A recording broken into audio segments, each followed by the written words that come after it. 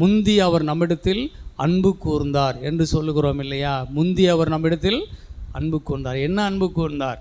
இதுதான் கல்வாரி அன்பு. பாடுறோமில்ல, கல்வாரி அன்பை எண்ணிடும் வேளை கண்கள் கலங்கிடுதே,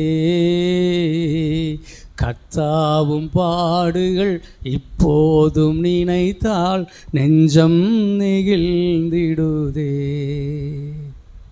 இல்லையா? அப்பா ஸ்தோத்திரம்.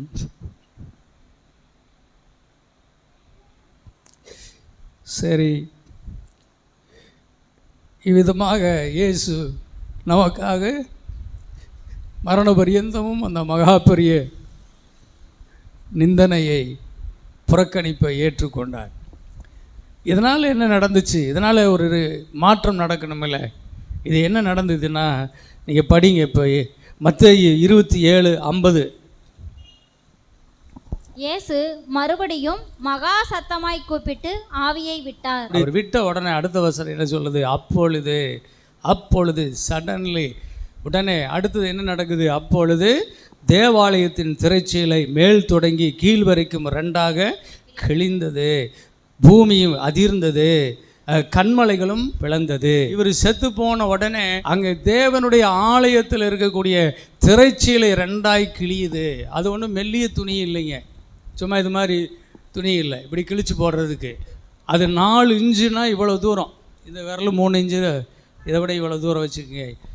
4 இன்ச்சு திக்னஸ் உள்ள ஒரு துணி, அது அப்படியே ஒரு படுதா மாதிரி தொங்கி இருக்குது. அது அப்படி தான் 4 இன்ச்சு இருக்கணும். பழைய ஏற்பாட்டில் வாசிக்கிறோம், தேவாலயத்தினுடைய திரைச்சீலை 4 இன்ச்சு வச்சு பெரிய திரைச்சீலை வச்சு மூடி இருப்பாங்க. அங்கே பிரகாரம் பரிசுத்த ஸ்தலம் வரைக்கும் வரலாம். இந்த மகா பரிசுத்த ஸ்தலத்துக்குள்ளே யாருமே உள்ளே வரக்கூடாது, யாருமே உள்ளே வரக்கூடாது, யாரும் அதை பார்க்கவும் முடியாது. வருஷத்தில் ஒரே ஒரு முறை மட்டும் பிரதான ஆசாரியன் பாவ நிவாரண பலியை செலுத்தி அதனுடைய ரத்தத்தை எடுத்துக்கிட்டு தூப கலசத்தில் தூபம் போட்டுட்டு அந்த கூடாரத்துக்குள்ளே நுழைவான். அவனுடைய காலில் சங்கிலியை கட்டி தான் உள்ளே அனுப்புவாங்க. அவனை எடுத்துகிட்டு வர்றதுக்கு யாராவது உள்ளே போனால் கூட அவனும் செத்துருவான்.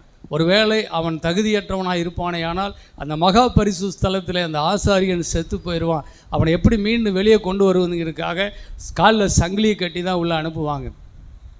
அவருடைய வஸ்திரத்துலேயும் என்ன இருக்கும்? மாதுளம்பழம், அப்புறம் ஒரு மணி அப்படி கட்டியிருப்பாங்க. அவன் அங்கே உள்ளே இருக்கிற ஒவ்வொரு நேரமும் அவன் அப்படி அசையும் போதெல்லாம் அந்த சத்தம் வெளியில் கேட்டே இருக்கும். அவன் சத்தம் கேட்க வரைக்கும் அவன் உயிரோடு தான் இருக்கிறான்னு அர்த்தம். அவன் செத்துட்டானா சத்தம் இருக்காது. அப்புறம் சங்கிலியை வச்சு வெளியே இழுத்துருவாங்க. அவ்வளோ ஒரு டேஞ்சரான ஒரு பிளேஸ் பூமியில். தேவனுடைய பிரசன்னம் நிறைந்த தேவ சமூகம். எந்த மனுஷனும் உள்ளே போக முடியாதபடி ஒரு பெரிய ஒரு தேவ சமூகம் இருந்துச்சு. அதுக்கு ஒரு தடையாக இருந்தது அந்த திரைச்சீலை. அந்த திரைச்சீலை என்ன சொல்லுதுன்னு சொன்னால், தேவனுடைய சமூகத்தில் மனுஷர்கள் பிரவேசிக்க முடியாதபடி இருக்கிறதுக்கு ஒரே காரணம் என்னென்றால் அவருடைய பாவமே. அந்த பாவ நிவாரண பலியாக இரத்தத்தை கொடுத்தேன் அப்படின்னார். அப்போ அந்த இரத்தம் கல்வாரி சிலுவையில் இயேசுவின் இரத்தம் சிந்தப்பட்டது. அவர் தன்னுடைய ஜீவனை அவர் கொடுத்தார். அந்த தேவ ஆட்டுக்குட்டி மரித்தது. அவர் தன் ஜீவனை அவர் விட்ட பொழுது முதல்ல நடந்த ஒரு பெரிய சம்பவம், தேவாலயத்தின் திரைச்சீலை மேலிருந்து கீழ் வரையிலும் 2ஆய் கிழிந்தது. அல்லேலூயா சொல்லுங்க. திரைச்சீலை அது கிழிஞ்சு போச்சு. இன்னொரு வசனத்தில் நெருப்பு பிடிச்சி கூட சாம்பலாக போயிடுச்சு அப்படின்னு கூட இருக்குது. ஆமாம், அது அப்படியே அழிஞ்சு போச்சு. என்ன குறிக்கிறது என்றால், இந்த ரிஜெக்ஷனில், இந்த பாவத்தினால் இந்த உண்டானது மிகப்பெரிய வேதனை உள்ள நிலையில் இந்த மனிதர்கள் ஒவ்வொருவரும் வாழ்ந்து கொண்டிருந்தார்கள். அது எல்லாவற்றையும் அந்த ஆண்டவராக இயேசு கிறிஸ்து தன் மேல் அதை போட்டு அதை ஏற்றுக்கொண்டு அவர் அந்த பாவத்தின் விளைவுகளை அவர் சுமந்து தீர்த்து விட்டபடியினால் இனி பாவம் மனிதனிடத்திலே இல்லை, இனி மனிதனுக்கு புறக்கணிப்பு இல்லை, இனி மனிதன் கைவிடப்படுவது இல்லை, இனி பூமியில் வாழக்கூடிய எந்த ஒரு ஆணும் பெண்ணும் எந்த காரணத்தை கொண்டும் அவர்கள் கைவிடப்படுவது இல்லை. அவர்கள் தேவனுடைய சமூகத்திலே சேர்த்து கொள்ளப்படுகிறார்கள், அவர்கள் இணைக்கப்படுகிறார்கள். அவர்கள் இனி தேவனை பார்க்கலாம், தேவனுடைய சமூகத்தில் தைரியமாய் கிருபாசனத்திற்குள்ளே நுழையலாம். அதுதான் அன்னைக்கு அந்த திரைச்சீலை 2ஆய் கிழிந்தது. அதனுடைய பலன் என்ன என்றால், இங்கே தேவன் இருக்கிறார் என்றால் தேவனை நீங்கள் பார்க்கலாம், இங்கே தேவனுடைய வசனத்தை நீங்கள் கேட்கலாம். தேவன் ஆவியாக இருக்கிறார். தேவனுடைய வார்த்தையில் தேவன் இருக்கிறார். தேவனுடைய வார்த்தையை இன்றைக்கு எந்த திரை இல்லாமல் தடை இல்லாமல் தேவ சமூகத்தை நீங்கள் அனுபவித்து கொண்டிருக்கிறீர்கள்.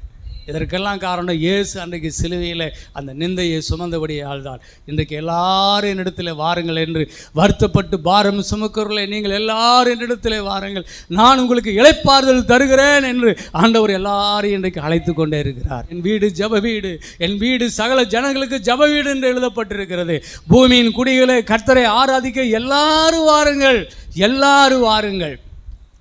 அந்த ஒரு பெரிய அறைகூவல் இன்றைக்கு இயேசு கிறிஸ்து அப்படிப்பட்ட நிலைமையில் அவர் ஜீவனை விட்டபடியினால் இன்றைக்கு நாம் எல்லாரும் கிடைத்திருக்கிற ஒரு மிகப்பெரிய பாக்கியம், நம்முடைய நிந்தை அகன்று விட்டது, நம்முடைய ரிஜெக்ஷன் நம்மை விட்டு நீங்கி விட்டது. தேவனே உங்களை ரட்சித்திருக்கும் போது உங்களை குற்றவாளி என்று தீர்க்கிறவன் யார்? ரோமர் 8ஆம் அதிகாரத்தில் சொல்லியிருக்கு இல்லையா?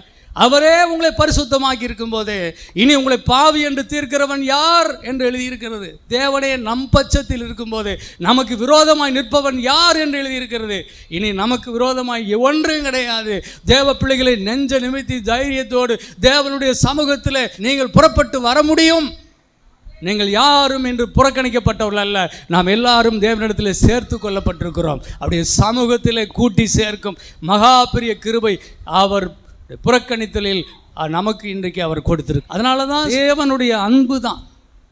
இயேசு உன்னை நேசிக்கிறார், தேவன் உன்னை நேசிக்கிறார். அவரே உன்னை ஏற்றுக்கொள்ளும் போது சோத்திரம். உன்னை புறக்கணிக்கிறவன் ஒருவனும் கிடையாது.